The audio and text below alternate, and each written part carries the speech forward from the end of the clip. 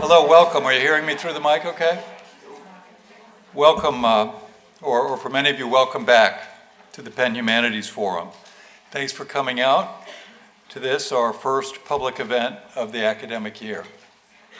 I'm Jim English, the director of the forum.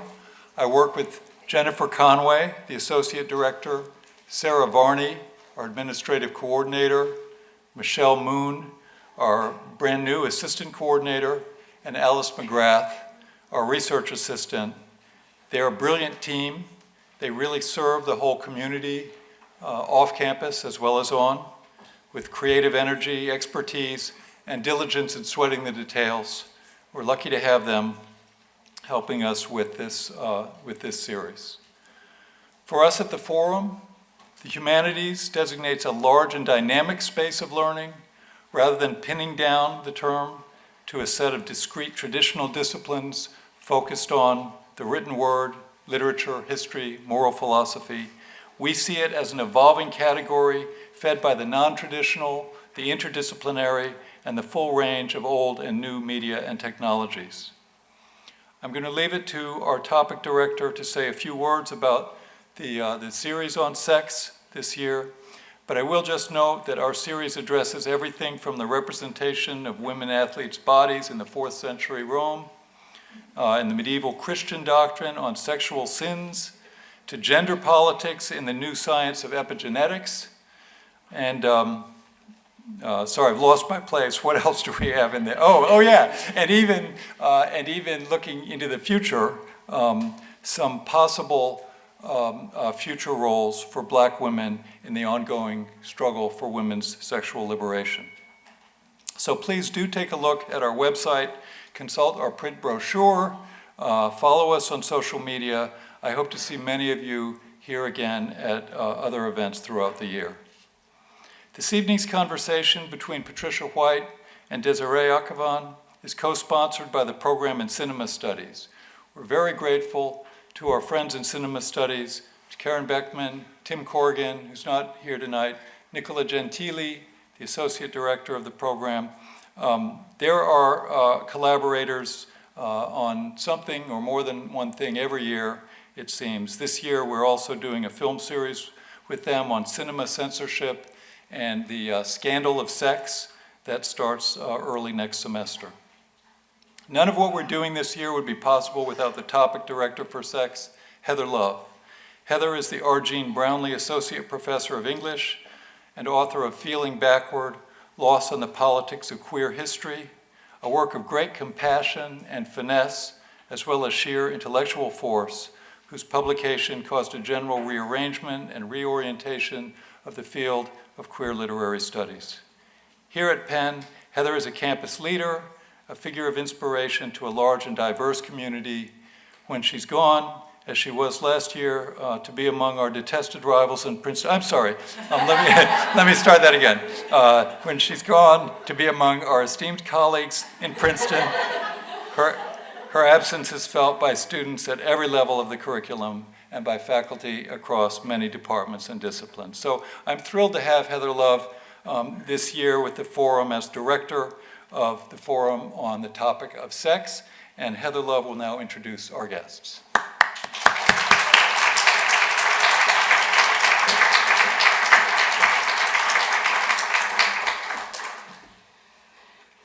Okay, welcome. Thanks very much for coming. And I think Jim covered most of the thanks that I would have wanted to say, but he left out himself. So I'm just going to thank Jim, who's brought incredible energy and vision to the PHF, and I'm really delighted to be collaborating with him this year. Okay, so I'm super excited to welcome Desiree Akhavan to Penn and to feature her at the beginning of Penn's Year of Sex. Just bear that in mind as you go home tonight. We designed this year's program to suggest how expansive and surprising the topic of sex can be.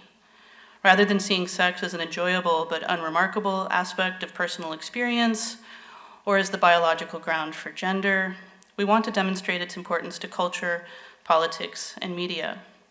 Sex matters in the couple and in the family, but also in the workplace, the classroom, the prison, and the street. It's bound up with questions of economic justice, human rights, and public health. One cannot think about sex without wrestling with questions of power, identity, and ethics. We also want to challenge increasingly untenable ideas about sex as a way of dividing the world into men and women, into straight and gay. Instead, we hope to consider the role of sex in far-flung projects of self-realization and social transformation. In her work as a director, writer, actor, and producer, Desiree Akhavan addresses these issues in ways that are provocative, original, and hilarious. Her popular web series, The Slope, created with Ingrid Jungermann, delved into the weird contradictions of urban life consciously lived. Focusing on the conversations of a brainy, ambivalent lesbian couple living in Park Slope, Brooklyn, the series came out of Jungermann's challenge to Akhavan: what if we filmed us talking smack about gay people?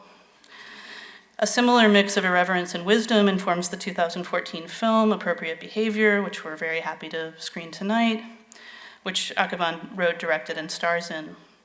The film follows the erotic misadventures and identity trouble of Shirin, a young Iranian-American woman, as she hooks up, falls in love, looks for work, breaks up, moves apartments, and procrastinates coming out to her parents. A hit since its premiere at Sundance, the film has since shown up on many best-of lists. It is a really big hit with us. A smart, sexy undoing of the whole idea of appropriate behavior, the film represents the best, I think, of a new wave of feminist and queer work. And as a bonus, it features some of the most realistic, fresh, and moving scenes of sex and intimacy that I know of.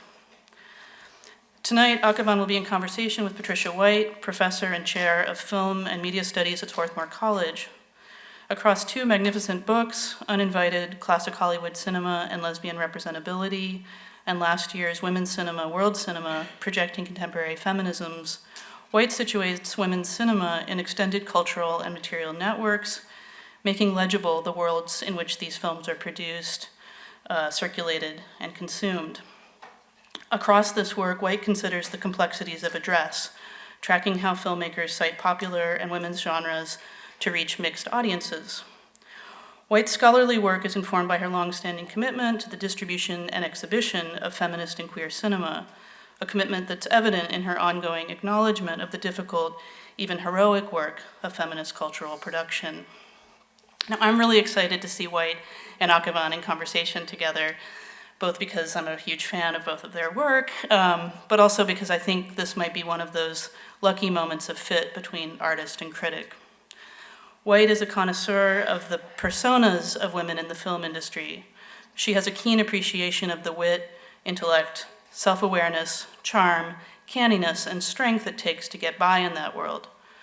Desiree Akhavan has these qualities in steady supply, and as I think you'll see, a persona that's good to think with. Please welcome Patricia White and Desiree Akhavan to the stage.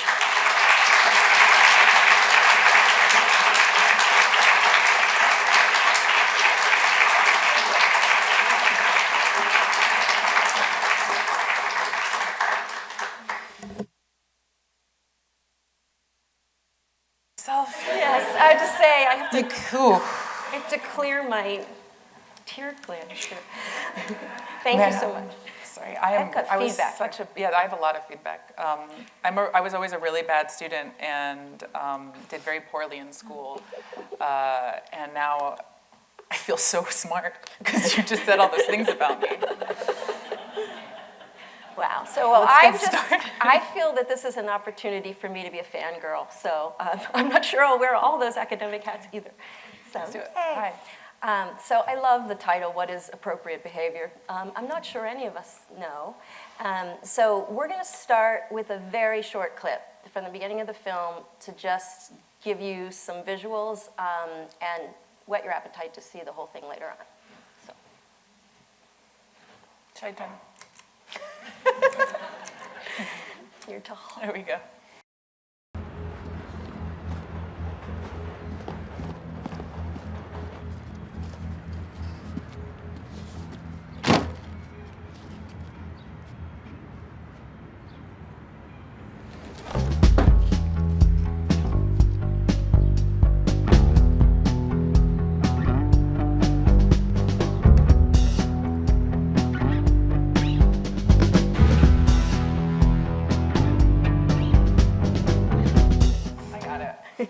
Thank you. Could everybody see? Okay, great. So so all that's happened so far is that you're cleaning out your stuff from this apartment in this breakup. And I think this scene captures the sort of angle you have on the absurdity and earnestness of sexual identities, but also like the deep pain that comes to this character. So I wanted you to tell us a little bit about how you created the character, since you portray her, wrote her, and directed her. Yeah. So I started writing this film. So I made this web series called The Slope. And it was about this superficial, homophobic lesbian couple who lives in Park Slope. And I made it with my girlfriend at the time. And over the course of the web series, while creating it, we broke up, and we had our characters break up too and get back together. And it wasn't us, but it was really inspired by things we had experienced. And then it was just this huge grain of salt. And like, how can we completely, it actually really helped us, I think, get through that awful period of working together and breaking up with each other, because it was like, how could you be as much of a brat as possible? Like, it was a license to be a complete asshole and have it be like, oh, that's the character. So I decided to take that further, because I loved that. I loved performing the worst aspects of my personality and these instincts I had that maybe I wouldn't feel licensed to explore in real life, but I would like to in a narrative. And things I wanted to say about my life, my culture, my sexuality, my gender, that I didn't think people were discussing. Like, no one ever talks, what happens to the dildo? Yeah. In the custody This situation. is a real thing. These things are expensive. They're made of leather usually, and most lesbians are vegan, but they still go for the nicer ones. And like, you've invested in this thing, you've purchased it. It like represents your sex life together, but at the same time, the pragmatic lesbian side of your brain is like, I don't want to toss that. I could use that. I'm gonna have sex again. But you kind of have to. It's a little taboo to meet someone new and be like, let's use my old penis. So, but men do it all the time. So that was not fair, men. You should castrate yourselves after you break someone's heart. But that was like a really prime example of things that we weren't allowed to talk about in real life that were inappropriate, that Ingrid and I both really bonded over. And so at first, when I first wrote the draft of the script, I really wanted to make a feature film. I was at film school at the time, and I thought, okay, I have no money, but I can write something super cheap. So I wrote this script in the vein of Scenes from a Marriage, which is basically like, it's this Bergman film that's really good for a pretentious Bergman film. Like, everyone will love it. About this couple, and most of the, like, this is so boring, I'm being so inefficient. Could you describe what Scenes from a Marriage is? Yeah, I think it's like 4 locations. It's scenes from a marriage. Yeah. Basically, it was first a TV series, but I was inspired by the theatrical version of it, which was, I think, 4 to 6 different scenes from the marriage of this couple. And each scene was like one long play scene acted out in one location between 2 actors. So production-wise, super cheap. So I thought, maybe I'll take out a loan for like $5,000. I'll have my friends help me shoot it on the weekends. We'll do 1 scene a weekend, and I'll do this film that I shoot, over the course of a year in a couple's life, and from their meeting to their breaking up. And that was the first draft, and it was 12 scenes, and I thought I'd shoot it over the course of 12 weekends. I had that script for a while. By a while, I mean like a month. I'm young, so time goes really fast. I had that script, but I had done it on my own. I had written it really fast and really cheap. And my best friend, I met her while I was studying abroad in London. And there's a lot of space down here, guys. I'm really easily distracted, so they don't care. They're not listening. So I had written that draft, and I showed it to my best friend, who's a producer in London, and The Slope had gotten some attention in The Guardian a couple of weeks in a row, and she read it and she said, let me transform this into an actual movie, and we'll do it together, and I'll raise $100,000. You have the perfect producer. I know, yeah. And she raised more than that. And we shot it for like $200,000. Don't tweet this. Yeah. Nobody can tweet anything I say. But yeah, that's the long-winded answer to your story. But like together, it was mostly me and Cecilia collaborating. Her name's Cecilia. We were collaborating on, so what are the things about my world and my life that she finds fascinating, having known me for 10 years. So she was like, I find your family really compelling and the relationship you have with them.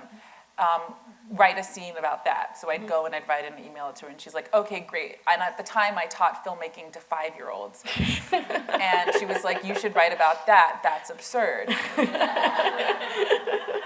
So the way I feel like we created this character, because for me to do all those different jobs would be super masturbatory if I was alone in a room.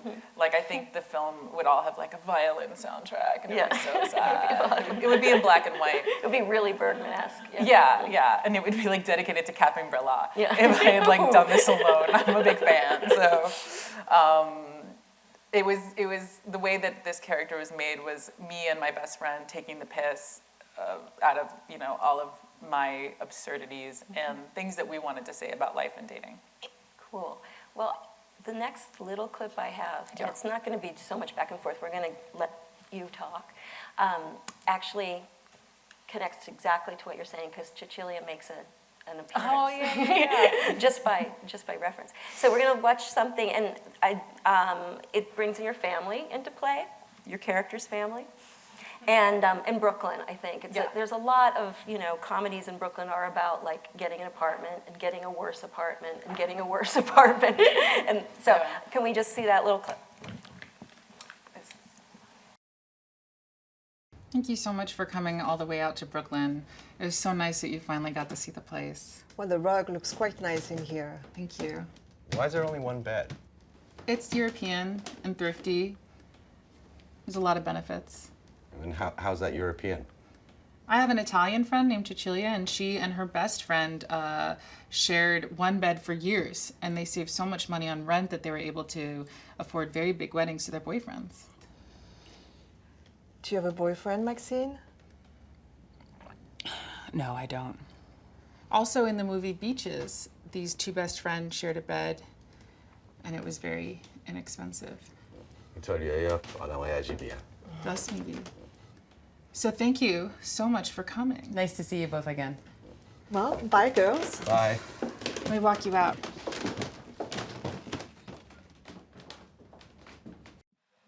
Oh. My filmmaker heart that is the scene we just screened. It's so clunky.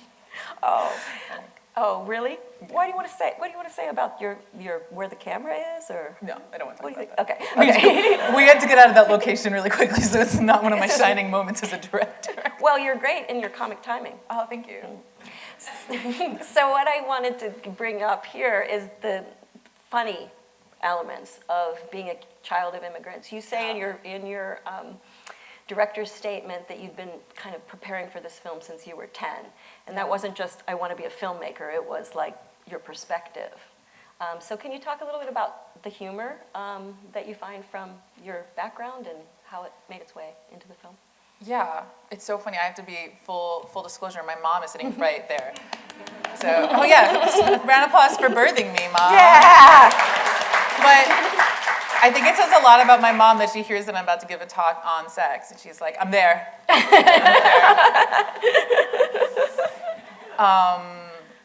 So this is like, I think a lot of my influences touch on my mother, but also on our culture, which is more than just my parents. It's the world that you exposed us to. This is just between me and Mom, everybody knows. But it was like the world that we grew up in and our friends. Like I think there's an absurdity. So my mom's yearbook quote is, "One should live life like a duck, calm and serene on the surface, but paddling like hell underneath."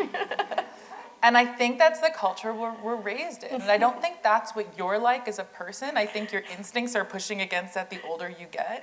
But as an observer of you and a fan, I have to say, like, we were raised in this world where everything has to be perfect. And if something shitty is going on, you just don't talk about the ugly stuff that's not in the room. Like, I remember I told I told Dina, I hope she doesn't hear about this. No one tweets at Dina. I told a friend of ours when I was 13 that I was struggling with depression. I had seen a doctor and he was going to put me on medication, and she was like, I got a new dress. Like instantly, it was like, I think she was like it just did not compute. I was like, I'm really struggling here and we like were pen pals and we were best friends and shared all of our gossip about boys we liked.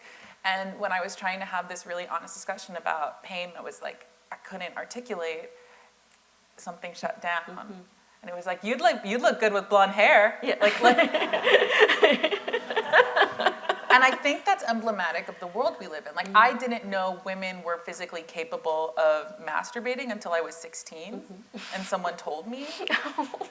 Like, a friend told me, and I didn't even quite understand how that would work. Like, in my 16-year-old brain, I was like, but how? Like, I remember, I was like, do you just kind of, like, I just, like, just keep shoving his fingers in? It's too far. But I didn't understand. I didn't understand that was possible, and that was my idea of, like, the amount of dialogue or any, like, idea that any of us had of female pleasure.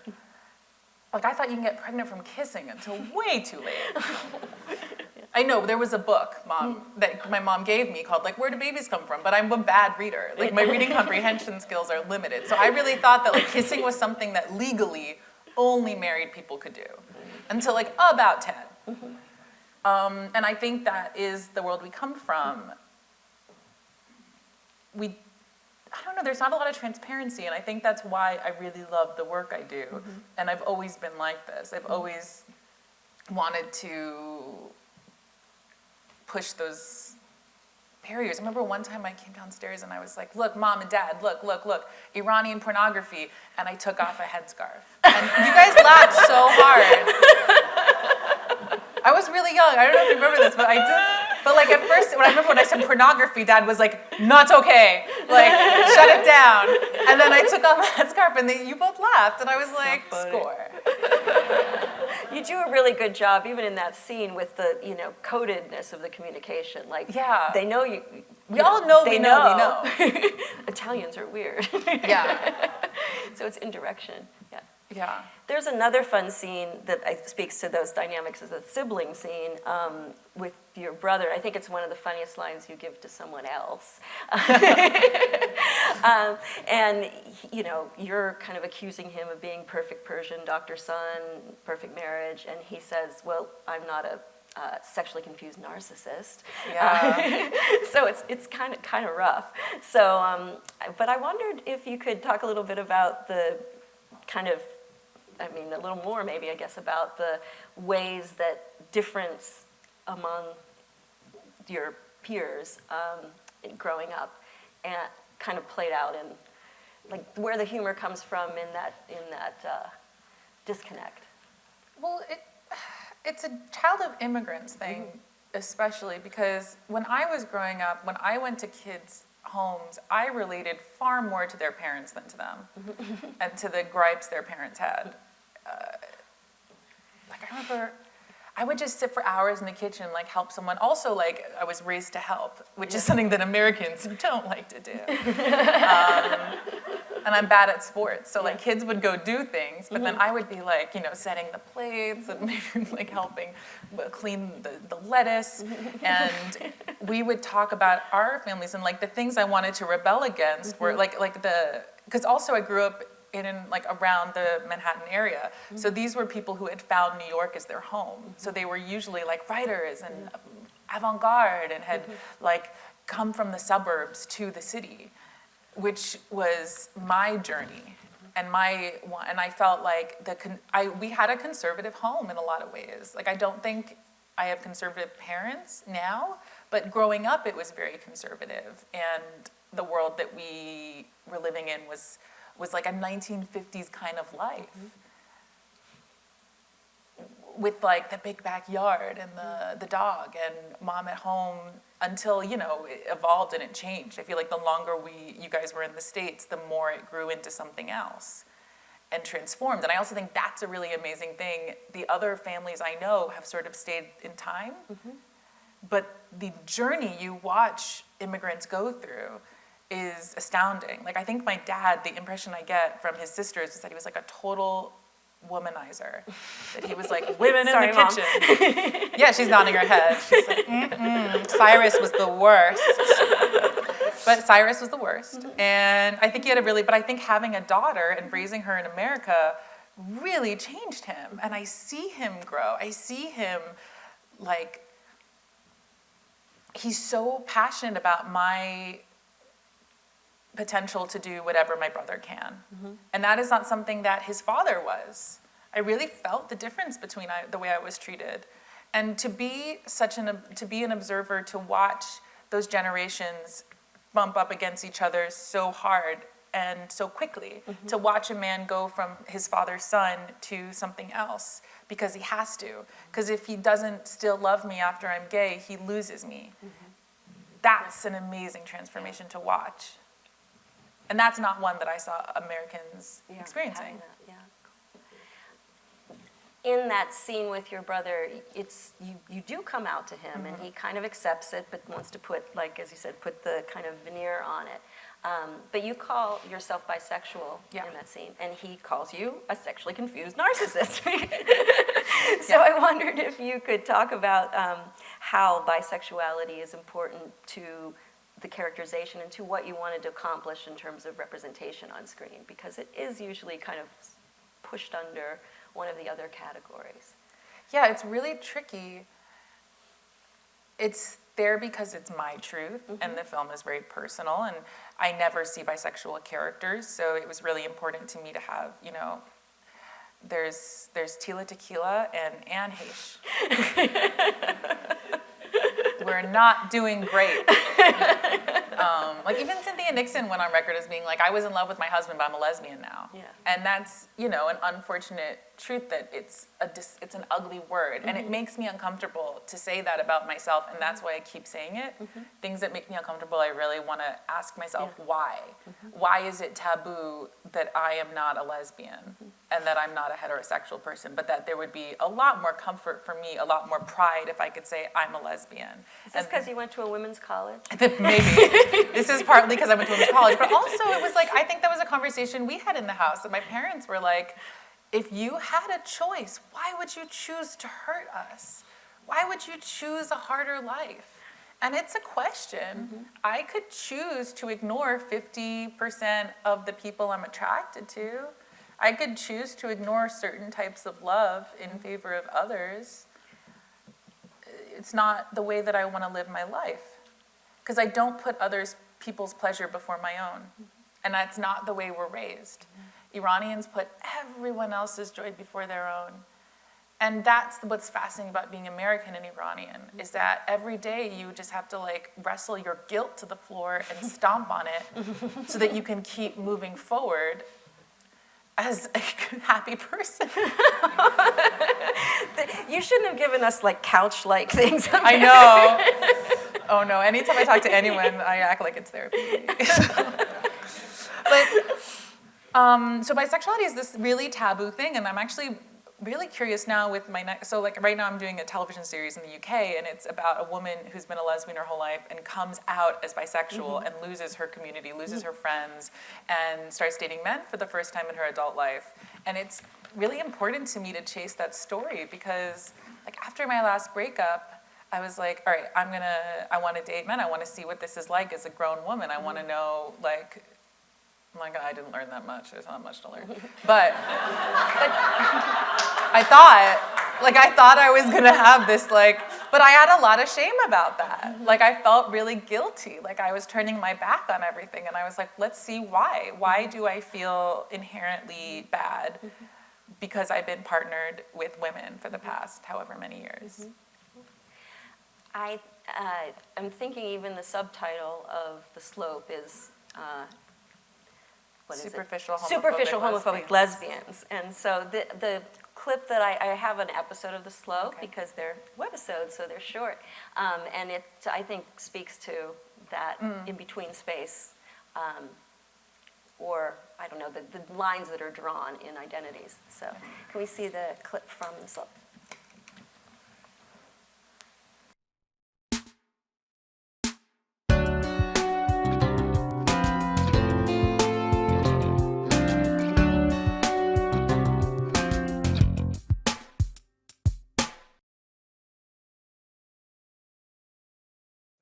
he's like, hey, and I'm like, hey. And then he just like slaps his like 200 pounds of sweaty black muscle against my body. Like, just no bones, right there on the reservoir, we start making out. His dick was like a chocolate baby-like. But anyway, that's disgusting and stupid. What's been going on with you? I'm in love. Oh my God, seriously? Yeah. What's he look like? Well, she is so beautiful. She's like a strawberry blonde Daniel Radcliffe. She. Yeah. Her name is Ingrid. She's wicked smart. Like, she knows everything there is to know about microbrews. You're joking, right? No. What are you talking about? Marcus, this is serious. We're actually thinking about getting gay married. I don't even know how to respond to that. I mean, you know, only if Angelina Jolie and Brad Pitt do it first. Marcus, what are you doing? I'm calling your mother. Marcus! Your parents did not spend all that money to get your nose fixed so you could go shoving your face in mangy pussy.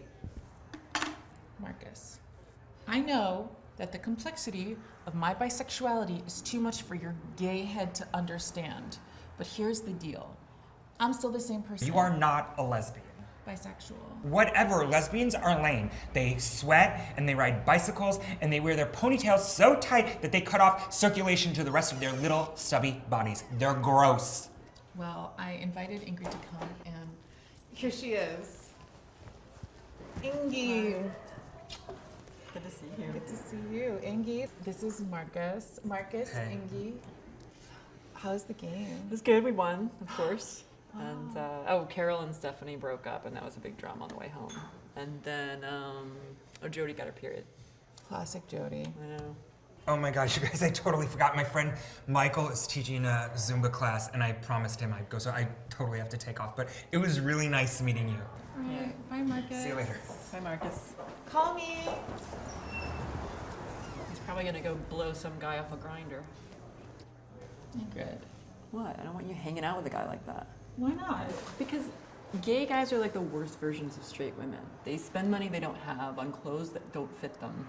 And then they worship these miniature-sized versions of real dogs that they buy from breeders, and then they shove them in these fancy purses that they use as accessories. It's disgusting. Oh, and you ever heard of AIDS?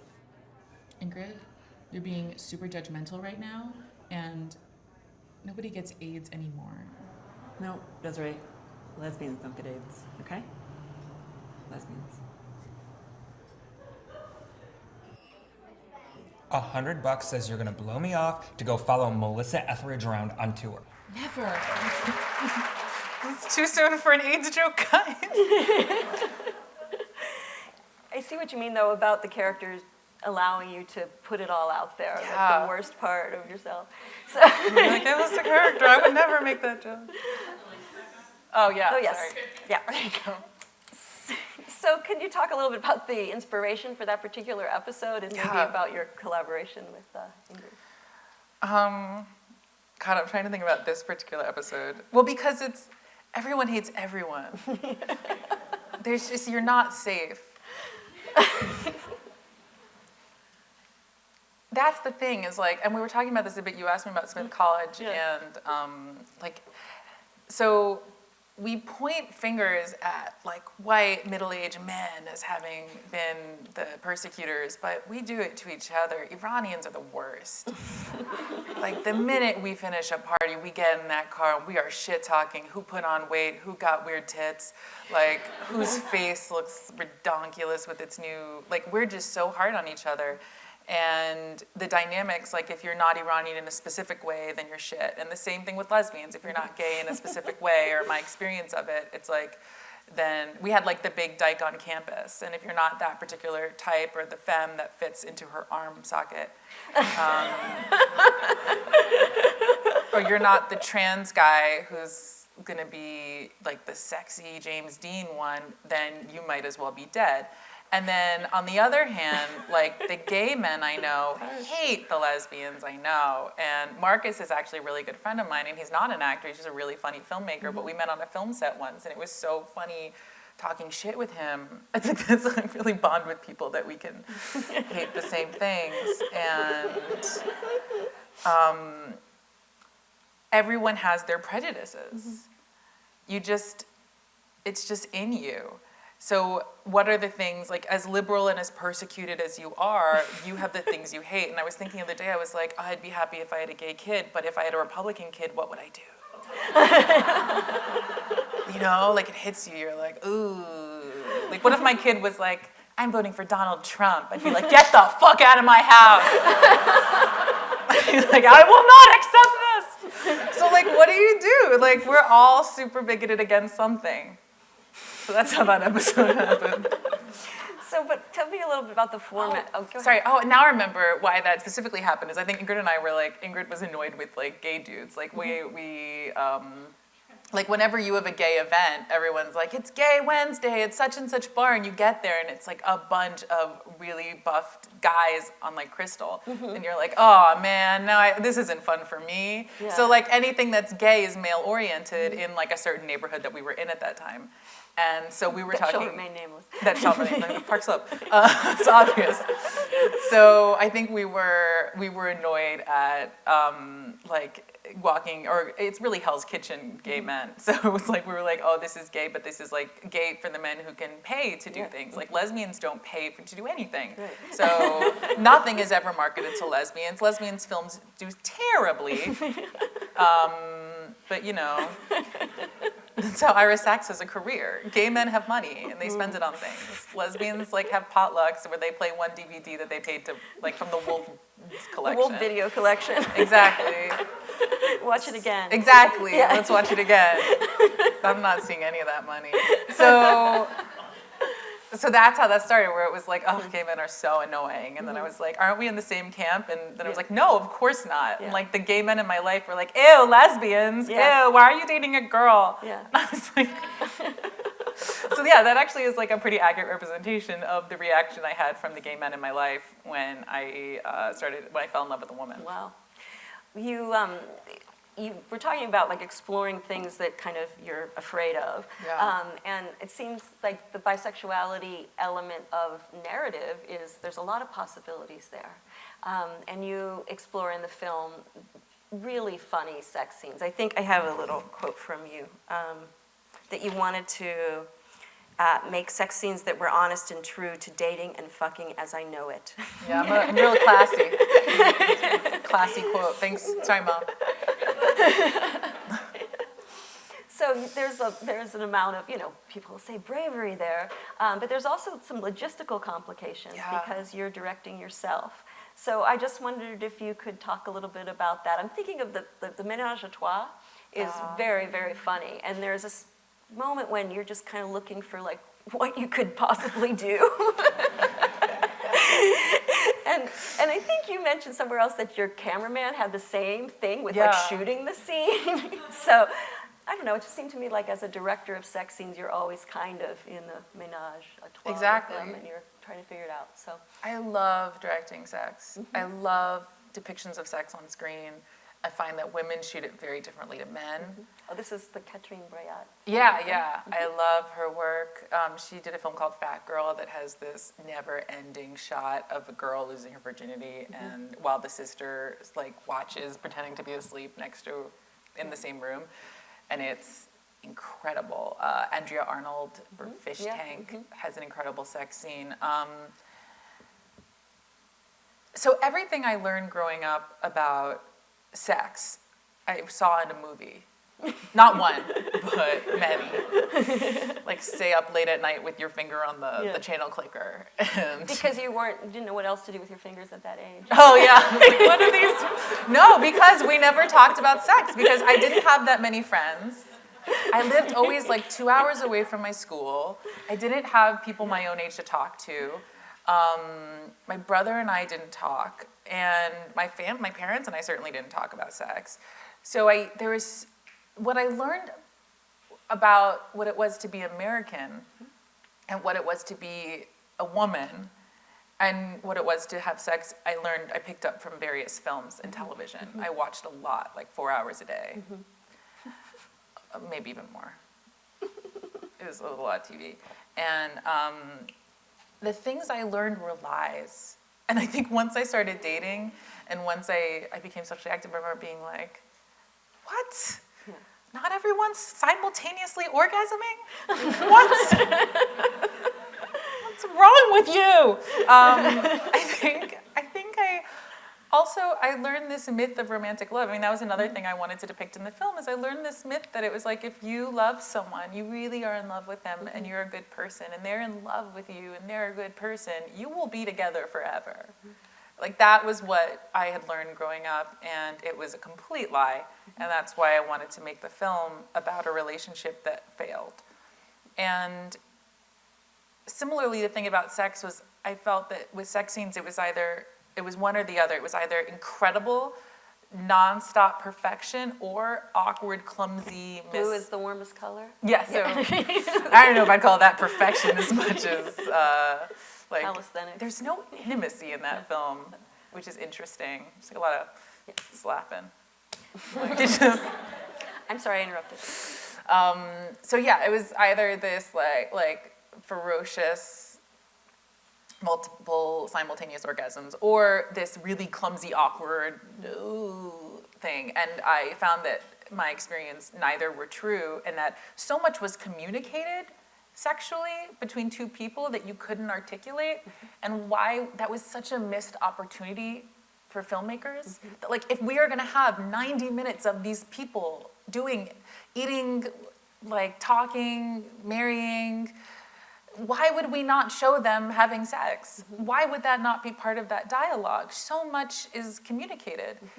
So then the films that did show that, like, I think Lust, Caution is a really good example of a film that communicates the most pivotal narrative moments in its sex scenes.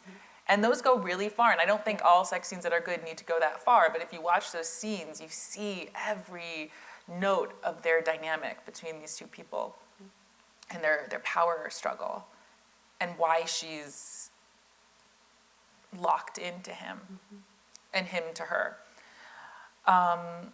So, okay, I love sex scenes. That's why I love sex scenes.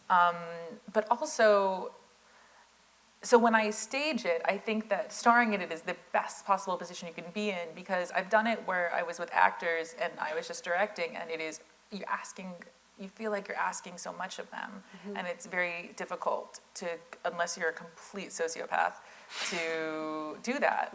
So to put myself out there and to say, I am putting my money where my mouth is, like, this is me going there, come with me. I've never felt more empowered as a storyteller or as a director in doing what I do. That's great. Yeah, I feel so blessed, because the whole time I knew I was going to be in the editing room, so I felt really good about what I was doing. And the threesome scene in particular is a really incredible, like, my shining experience as a director, just my experience of being on set, because I remember, so it was really a collaboration between myself, my producer, Cecilia, and my cinematographer. So I had storyboarded this very crudely, meaning like stick figures, not like it was graphic. But so I storyboarded it, and I knew exactly what I wanted, and I explained it to my actors and to my team, and we did it, and so we did a take, and I watched playback. So I always would watch one playback, because we had no time, but he was all handheld, so I had to watch.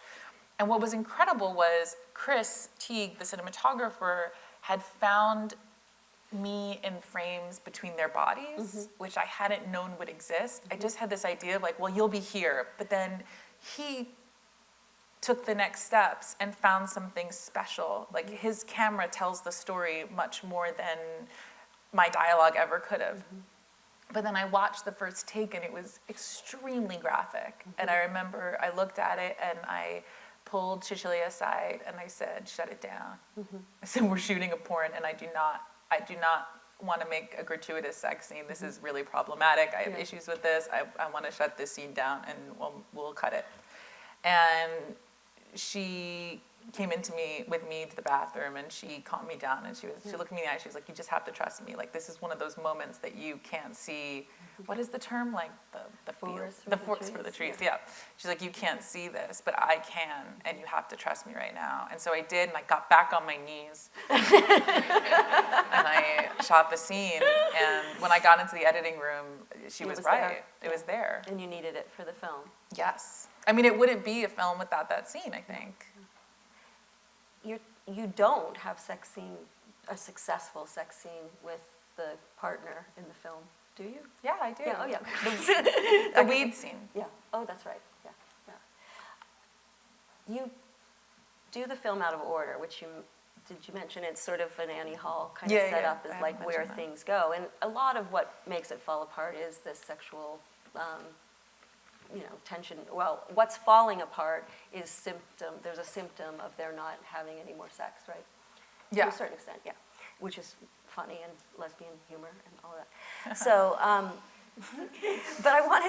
but it makes me think that the Annie Hall reference is really fun because you are the director and you're also kind of Annie Hall. Because so I just wondered if you could talk a little bit more about, go there with like what it was to go through those emotional kinds of things as a director of a story that was so close to you. Oh, I did not. The minute I started writing this, I did not feel attached to it as my story. Mm-hmm. It doesn't, I don't know, the minute I write something down, it starts to become about that narrative and about humor and communicating with other people and tying into something that people can relate to. So I don't consider it like my diary. And it's really important to me to not see it that way. So I never felt like, oh, this is so personal. Yeah. But like the thing that I think is really funny that I didn't realize until after I'd made the film about the Annie Hall thing, about how I'm, the Woody Allen and the Annie Hall, is that I think it was about, have you heard of the Manic Pixie Dream Girl? Yeah.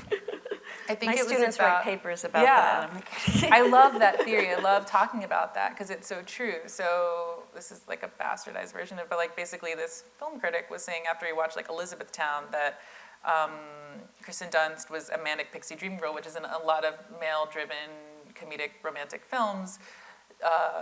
This man has this perfect female embodiment, and she's quirky, and she likes crazy music, but she needs you. Yeah. And you're like you're this boring vanilla white guy who just like Garden State is another really good example of it. There's so many. Even The Apartment, Armadillo Juice, like it's the oldest trope of romantic comedies. And when I look at this film, I'm really proud of the fact that, like, however poorly executed, it is the story of the manic pixie dream girl. Yeah. It's like, she gets her heart broken too. Like, she's still a human being. Mm-hmm. And when people use the word quirky, like it's a sentence. Yeah. But, like, there's something inherently flaky about being a bisexual girl in her 20s who's Iranian, like exotic, and there's like a certain amount of like I know I'm other, and I'm very aware of the fact that I'm other, but I grew up just as entitled to any white asshole. Yeah. So I would like to tell my story, and I'm so sick of hearing my story be told by the men who love me. Yes, yes. So, as a director, do you have ambitions to be like Woody Allen? Are you going to be in to rape other... a young girl? Yeah. I fed you that one. Yeah, you really did. But I mean, no. Yeah. No. Is this the last we've seen of the Manic Pixie Dream Girl? I don't know. It really depends on how you view it. I think I chase stories, and I think different stories have different mediums. I think the thing I don't like about looking over Woody Allen's career is that he's like beholden to narrative filmmaking, and it seems like he's made so many stories that should not have been told. So many stories that should not have been told. But then every once in a while, there's like a Blue Jasmine or a Vicky Cristina where you're like, oh, you did a really great platform for this actress to act well. Yeah. So I enjoyed that. Damning with paint. Yeah. But there's something really old-fashioned to me about like these are what movies are, and like this is how you have to, and like But I guess your question was more like, will I star in a lot of movies that are kind of like sort of Or will you star in neurotic more? versions of me? Will you do it again? Will I do it again? Well, the TV show is for me to star in. So that sort of, that is, but I think it's far more a character and far more, but it deals with like, I think in my life right now, personally, I'm trying to find my place in the world, and that's the thesis statement of that show. So yeah, my work is really personal, and it's about what I'm grappling with personally, and then I try to make it kind of universal and find a narrative around that. So no, I'm not I haven't been a lesbian my whole life and come out as bisexual, but the basic idea of where do I belong and what labels was I clinging to as an identity that maybe in my 30s I want to let go of is very personal, and I do want to put my face on that. But my next film is a teen film that I will not be acting in. Not, yeah, I think we should. Yeah. Yes, thanks.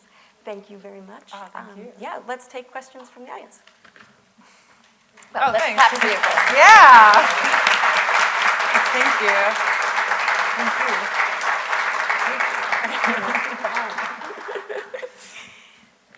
Thank you.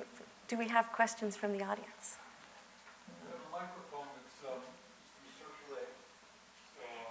In the back, please.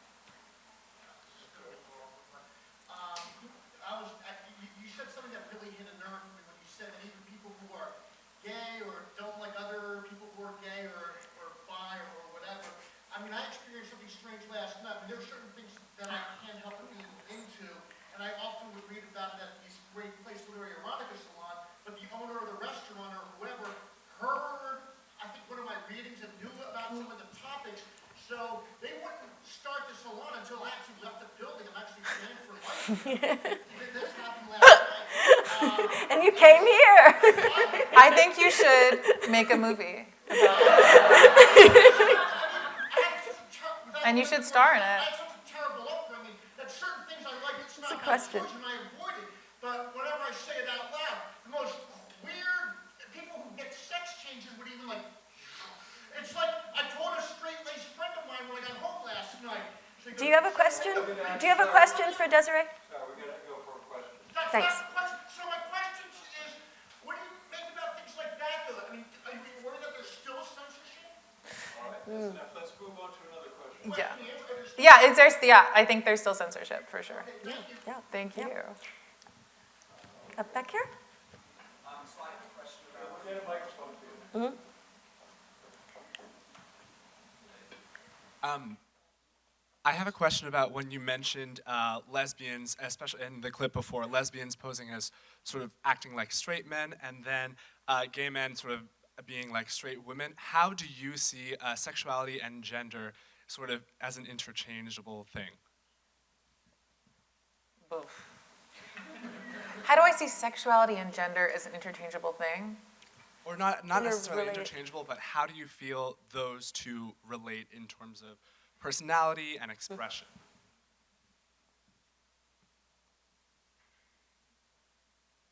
It's weird because it really depends on how much your sexuality defines you.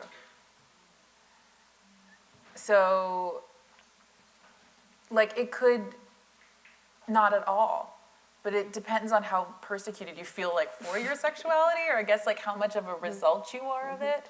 And I think that the people who felt the most alienated by their sexuality end up letting it define them the most, and that's where the funniest, most intense, interactions I've had in my life come from. And like my last two relationships are with women who grew up gay in the South, and like closeted for many, many years, but they themselves hadn't defined themselves through it. So I don't know. I wish I had a good answer for that, but I don't. I think we need the whole year of the Penn I was gonna Humanities say, for that one. Come back in June. Like that's the thing too about me specifically in my work, and most artists I know, is like I can only speak for myself and the what I see. But I have I'm not an academic. And like academics, I think, are really good at making sweeping generalizations about the world.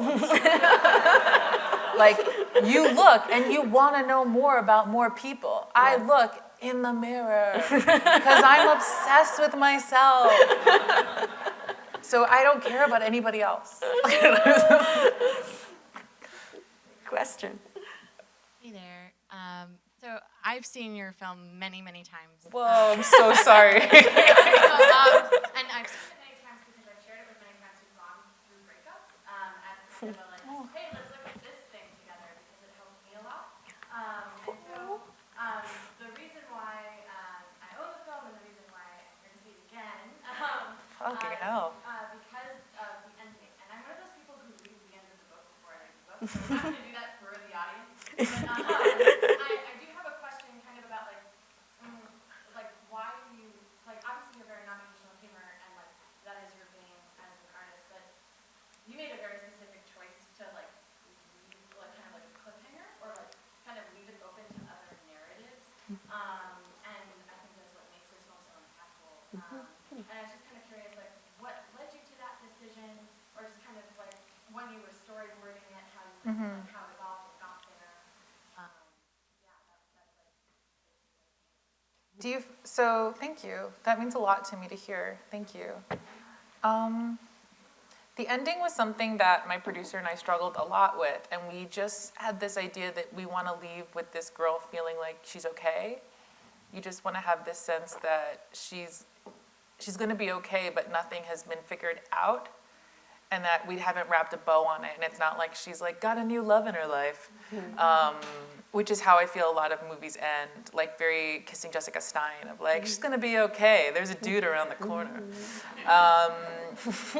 So I wanted to, like, life isn't like that. And I know, and I was thinking, I don't think it's a spoiler to talk, is it a spoiler to talk about the end? I considered it, so no, I don't think so. Okay. I'll speak in big, you think it's a spoiler? Okay, so I won't talk about it. I won't talk about it. What was I gonna say then? I guess, so we had very jokey endings between her and Crystal. And then for some reason, this came to me, so it ends on the subway, I'll say that much. And it hit me, no, I can't talk about it without being specific. Yeah. I'll talk to you afterwards. I'll talk to you afterwards. But how do you want to leave your audience? And some people are annoyed by it. And I think some people, and I think it says, what you read into the ending says a lot about you and where you're at and what you think. But to me, it was just like knowing she's in okay hands.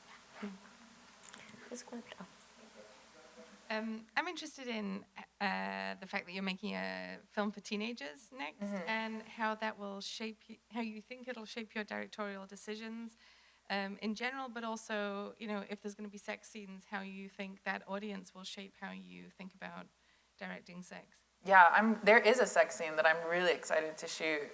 Because I love naked teens. No. No, because teen sex is something that is totally raw. But also, like, the way people deal with teen sex is so shitty. I hate it. Except for, Fish Tank was a really great, but there's only one teen in that sex scene. Also, Yeah. But this is Diary of a Teenage Girl. Diary of a Teenage Girl, another film with only one teen in that sex scene. But I love Diary of a Teenage Girl. If everyone in this audience should see that film. It's really powerful and good, and speaks really honestly about teen sexuality.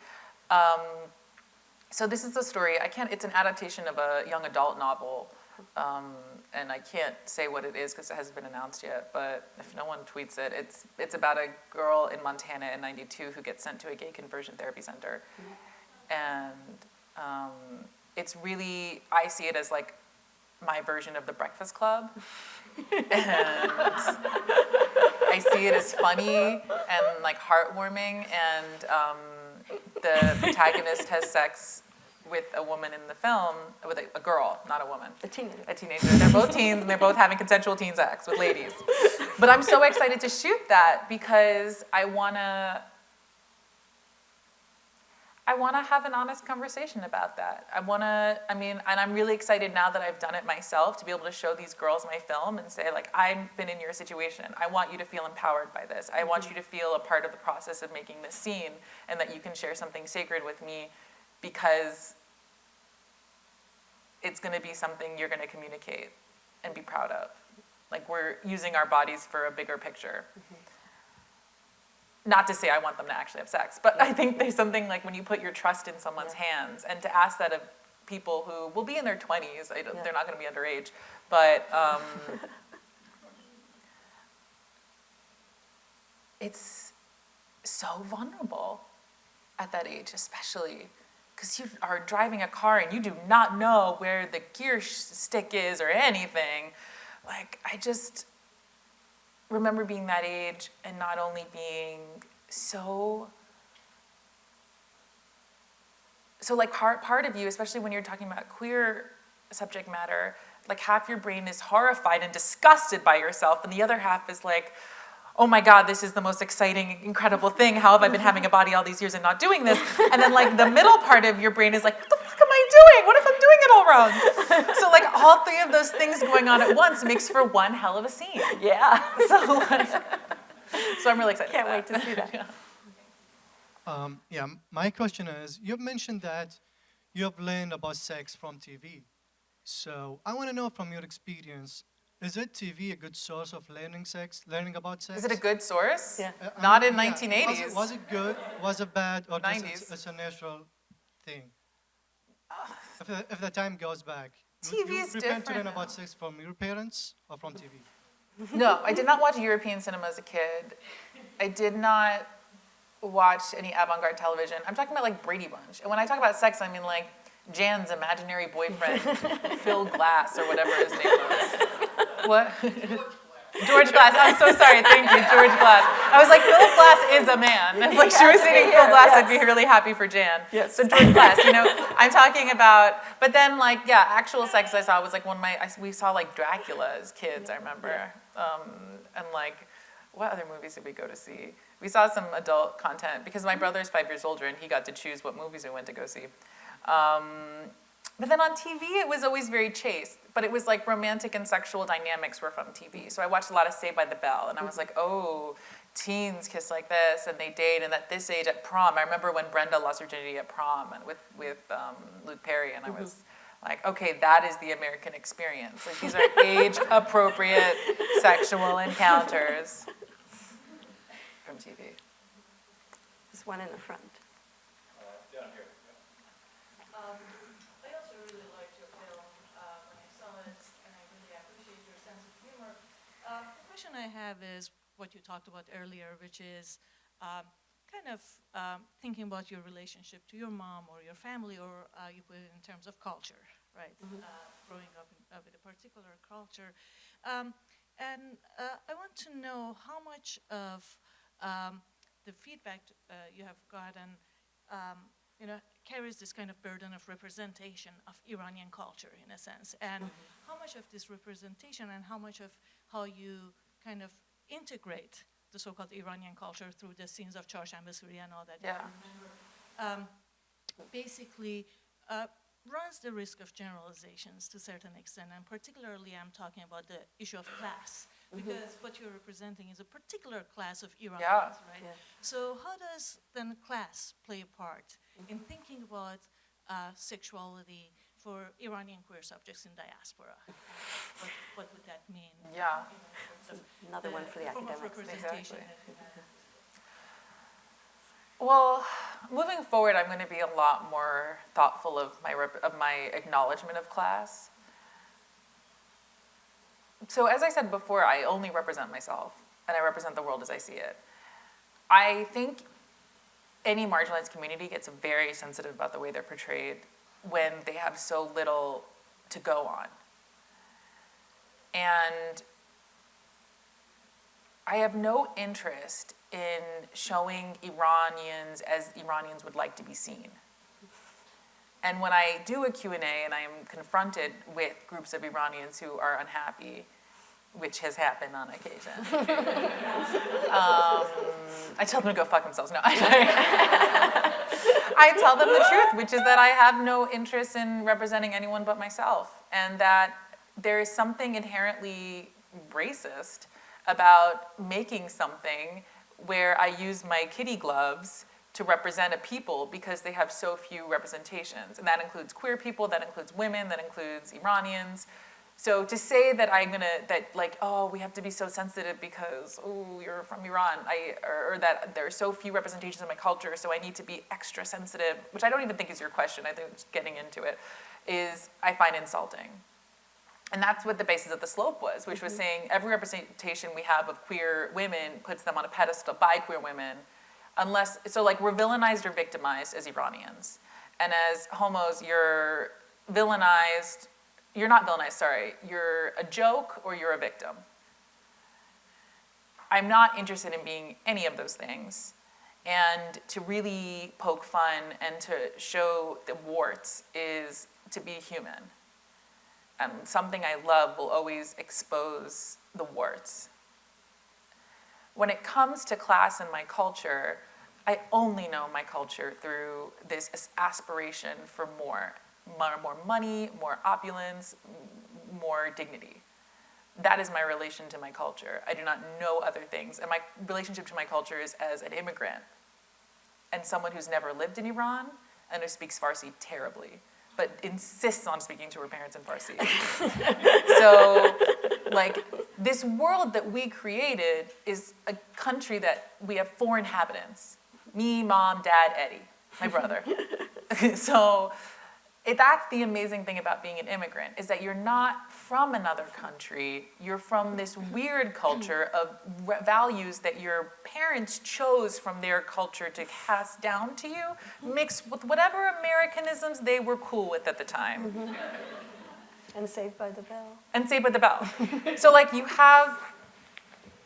you have it all everywhere. But I think moving forward, I really do want to have an honest look at the role that class plays in the life of the characters I choose to portray, because that was something that I didn't think about. I really took for granted when I made this film. And now, in watching the other films that have come out of Brooklyn by young female directors, I do see a problem with that class is inherently part of all these dialogues. But you know what? It takes a certain amount of entitlement and culture and comfort to make films. Making films is a luxury. I do not get paid to do this. I maybe will in a few years if I'm lucky, knock wood. I hustle, and the other people I know hustle or have trust funds. And that is why the voices you hear are so privileged, because they're privileged enough to say, I'm going to let myself struggle month to month, that I have no other dependents, and that I'm not going to put my parents first. You know, my brother would never live like this because he wants to take care of other people and make sure he's doing well. It takes a lot of entitlement, and entitlement comes with class, is a class thing. So I'm aware of that. I'll work on it. Back to your couch. Hi. Sorry. Okay.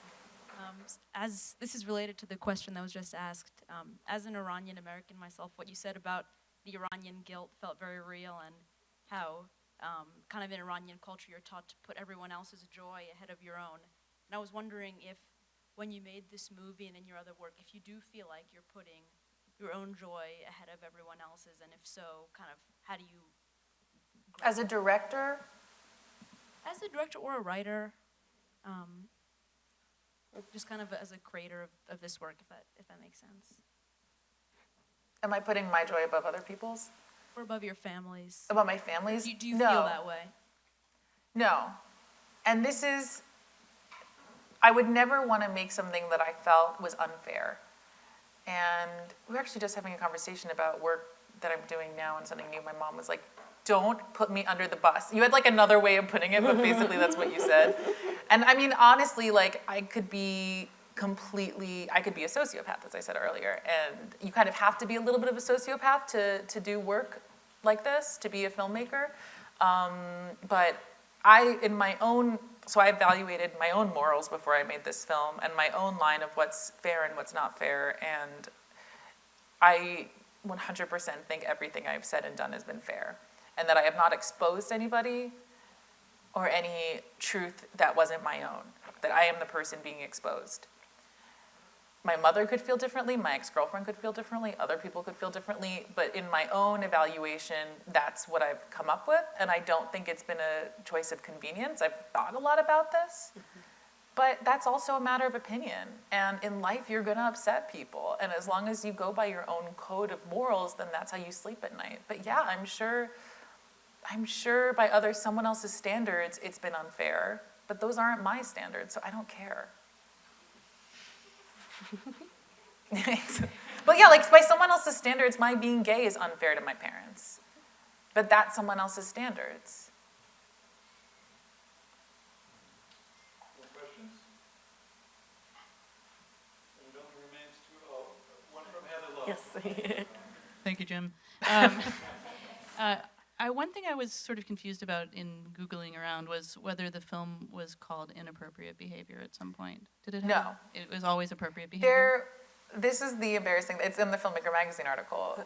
So I had another script. So this film we did not have a title for. And it was really awful because we were about to go into production and we've been calling it like Disposable Lovers, like really embarrassing stuff. And I had another script, like a revenge comedy that was the first script I ever wrote, and it's called Inappropriate Behavior. Because it's about an inappropriate relationship, friendship between like a student and a teacher. And when we were about to go into production and we raised the financing, Cecilia was like, you have to sacrifice that title because Appropriate Behavior is the perfect title for this movie. And it's true. We couldn't have any other title for it. We've tried. So that script now has no title, but it was called Inappropriate Behavior. Yeah, go for it. Desiree, do you think of genre? You just mentioned revenge comedy before. You're talking about romantic comedy. Your films are your show are extremely funny.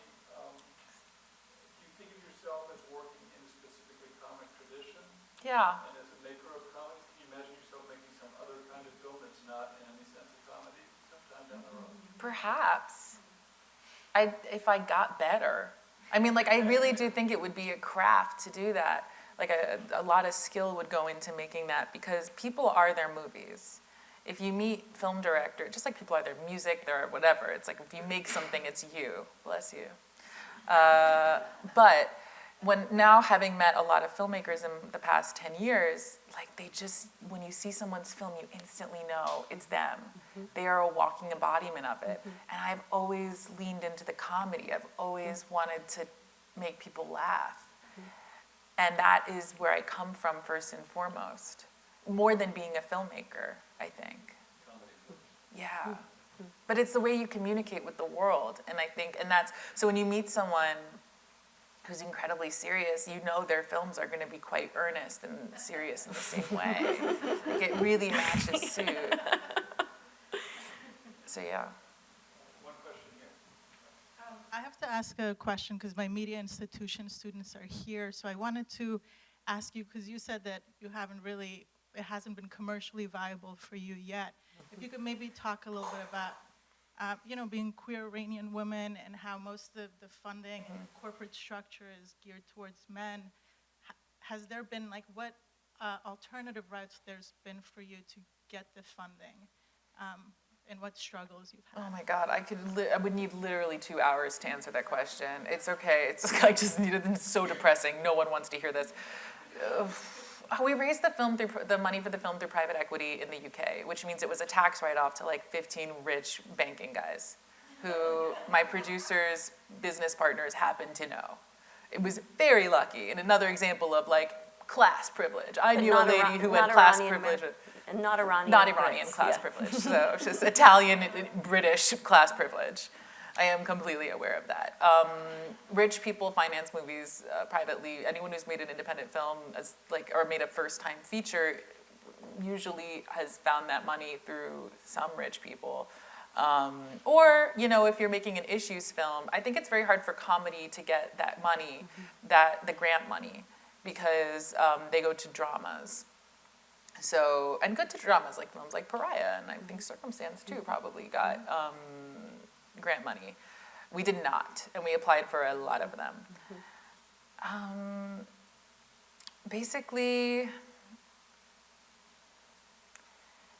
in terms of funding, so the films that get made, it's just to say that, this is the question of like, why are there so few female directors, or why are there so few stories of marginalized people, is because there hasn't been examples in the mainstream of money being made off of those narratives, because they're appealing to niche markets. So they're gonna wanna make like another Zac Efron, like stoner frat boy comedy. And I've been offered films along those lines. They're like, you do comedy, do it. And I have said, no, thank you. It would be money in my pocket right now and it'd be super great, but I haven't been hungry for 10 years so that I could go do a Zac Efron film. But other women are like, yeah, I'll do the Zac Efron film, and they're doing really well. It's such a loaded question, because we are asking, we're coming from a world where it's like female-driven films are not making as much money in the box office, or they do few and far between, like a Bridesmaids, or I don't know the numbers for Trainwreck.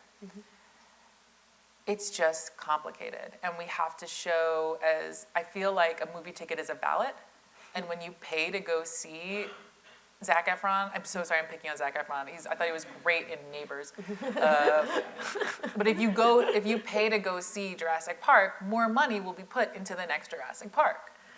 If you pay to go see some tiny indie film, if you ask your friends to order it online, if you do this, you are proving what money should go into. It is a business. It operates, they're not like inherently sexist bad people running Hollywood, it's just a business. So that makes a lot of sense to me, and I am trying to prove an audience for my work, and that is what the next decade in my life will be about, in a really small scale. So I like to make cheap work so that it doesn't have so much to prove for itself.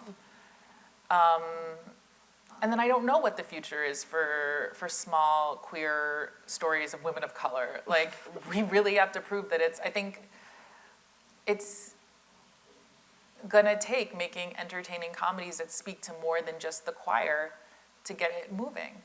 And as for private grants, I don't know. They don't go to comedies. So spread the word. Yeah.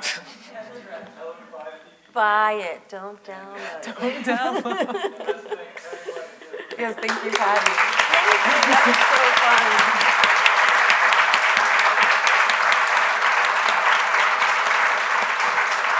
Thank you for coming.